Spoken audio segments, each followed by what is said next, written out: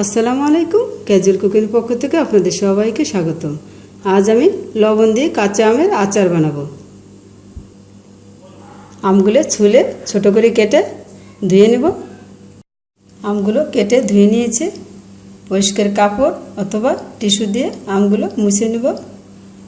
একটা কাচের বড় বাটি নিয়েছি, আমগুলো দিব। মেজারমেন্ট কাপের 1 কাপ লবণ দিব, 2টো শুকনো মরিচ দেব, আস্ত অল্প কিছু গোলমরিচ, টেবিল চামচে 1 চামচ রসুন। রসুনগুলো ধুয়ে মুছে নিয়েছি। মেজারমেন্ট কাপে 1/2 কাপ ভিনেগার, টেবিল চামচ অথবা হাত দিয়ে ভালোভাবে মেখে নেব। আমগুলো মেখে নিয়েছি।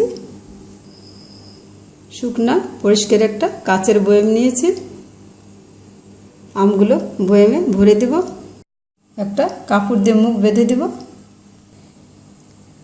কাপড় দিয়ে মুখ বেঁধে দিয়েছি এবং 3টা ছিদ্র করে দিয়েছি।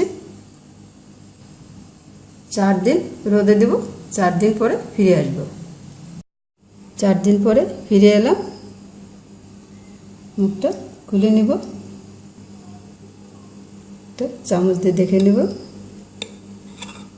আমগুলো সুন্দর নরম হয়ে গিয়েছে। মুখ বেঁধে দিয়েছি। মাঝে মাঝে রোদে দিবেন, প্রয়োজন মতো ব্যবহার করবেন। ভিডিওটা দেখার জন্য আপনাদের সবাইকে ধন্যবাদ। ভালো থাকুন, সুস্থ থাকুন। আল্লাহ হাফেজ।